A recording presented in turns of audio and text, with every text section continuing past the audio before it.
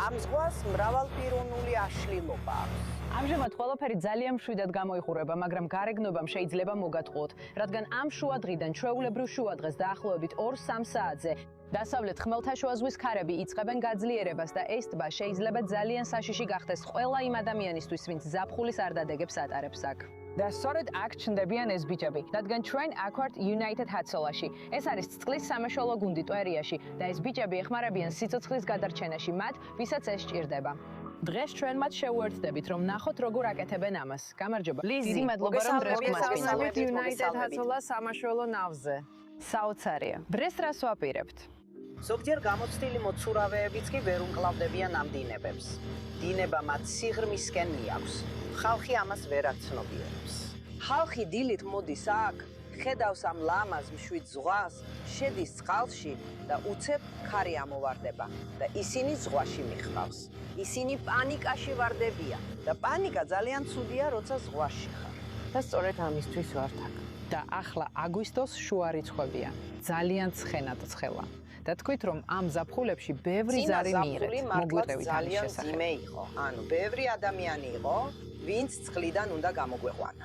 საბედნიეროდ უმეტეს შემთხვევაში იქ დროულად ვიყავით, სანამ რამე ცუდი მოხდებოდა. სხვა რამ რაც ხდება ესეთ სიცხეში, ისა რომ ხალხს არ ესმის. ამ ამინჩი, თუნდაც წყალში იყო, შეიძლება გაუწყლოება დაგემართოს. ან კიდევ უარესი, სითბური დარტყმა. ის ფაქტი, რომ წყალში ხარ, არ ნიშნავს, რომ შენი ორგანიზმი საკმარის სითხეს იღებს. ხალხს ხედავთ, რომლებიც ამბობენ, წყალში ვარ, ხო გესმის, რა შეიძლება მოხდეს. და ისინი გაუწყლოვნებულები არიან. ეხლა სითბური დარტყმა შეიძლება იმდენად გაუარესდეს, რომ გულის უკმარისობამდე მივიდეს. ეს ერთ-ერთი პრობლემა.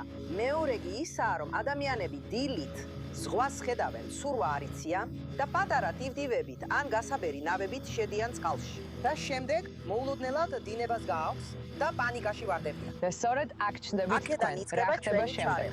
ეხლა ჩვენ ორ გზას ვიყენებთ. ჩვენ ან ზარს ვიღებთ, ან ჩვენს კომუნიკატორზე, ან საზღვაო პოლიციის მეშვეობით ვიღებთ კოორდინატებს, მივდივართ იქ, ამოყვავს ისი.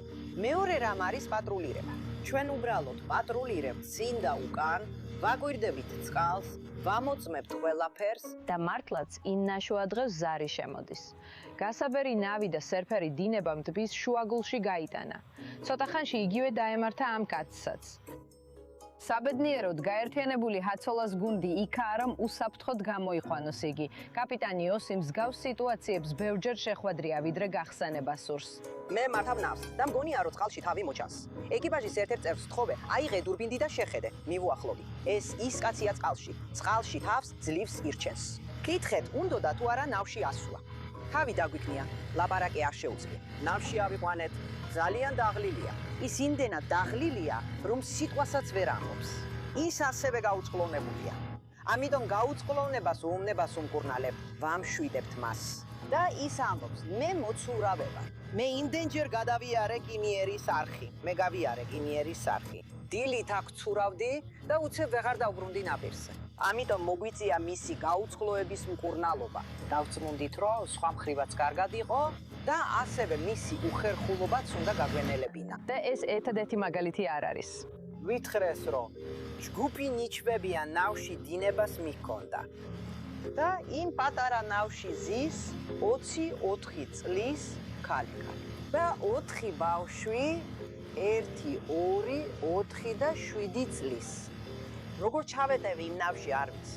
უნდა ვაღიარო, რომ როცა ეს დავინახე, შემეშინდა. ჯგუფი სრულად არის აღჭურვილი სიცოცხლის გადასარჩენად. ნავში არის დეფიბრილატორი, სახვევები, ჟანგბადის ბალონი, ფიზიოლოგიური ხსნარი გაუწყლოებისთვის. ყველაფერი, რაც ხმელეთზეც დაგჭირდებოდა.